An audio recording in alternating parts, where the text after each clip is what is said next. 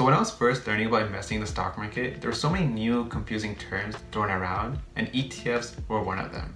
And watching 10-minute long videos just to understand what these terms are can kind of get annoying. So in the next 2 minutes, I'm going to simplify ETFs by explaining what ETFs are and how to choose the best one to purchase. So let's get right into it. So to understand ETFs, we first need to understand what indexes or index funds are. Simply put, indexes are like a collection or a basket of stocks, and when we invest in an index, we actually invest into hundreds or thousands of stocks at once. This makes investing in the stock market way less risky because we're diversifying. If you're a bit confused by what I just said, then make sure to check out the super short video about index funds right here. Now, index funds are amazing, but the thing is, everyday investors like us actually can't buy them. But this is where ETFs become our best friend. Major financial institutions and banks create mini versions of indexes like the S&P 500 and allow us to purchase these mini versions called ETFs. So instead of investing in the index itself, all we're doing is investing in the mini version that these banks created for us. Now the only annoying part is that because there are so many banks, there are so many ETFs for the same index. Like on the screen, you can see different names or like stock symbols for these ETFs.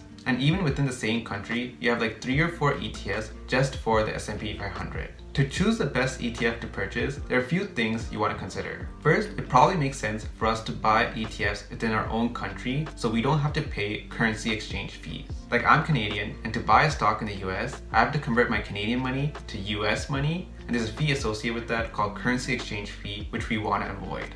So to find options available for you, just search up index name, ETFs, country name. The websites will show you many options, but in my personal opinion, if you buy the most popular ETF, you should be good. So to recap, ETFs are just mini versions of indexes, and if we want to invest in an index so we can be a good investor and diversify and all that, we need to buy ETFs. Now to become an even better investor and not lose a lot of money, even if the stock market crashes, we have to use a strategy called dollar cost averaging. And I explain how you can do that in this video right here, so make sure to check that out. If you found this video useful, then make sure to like and subscribe. Thank you for watching, and I'll see you next time.